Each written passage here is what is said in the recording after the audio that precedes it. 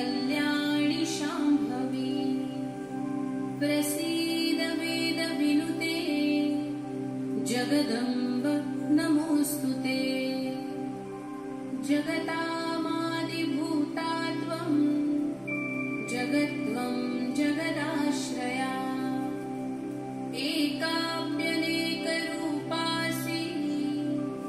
जगदम्ब नमोऽस्तुते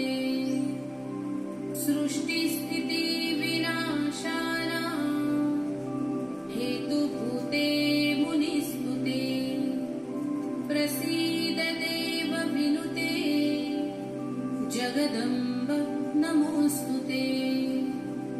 सर्वेश्वरी नमस्तुभ्यं सर्वसौभाग्यदायिनी सर्वशक्तियुते नन्ते जगदम्ब नमोऽस्तुते विविधारिष्टशमनी त्रिविधोत्पातनाशिनी प्रसीद देवि ललिते जगदम्ब नमोऽस्तुते प्रसीद करुणा सिन्धो त्वत्तः कारुणिकोपरा यतो नास्ति महादेवी जगदम्ब नमोऽस्तुते शत्रुञ्जहि जयं देहि सर्वान् कामांश्च देहि मे भयं नाशय रोगांश्च जगदम्ब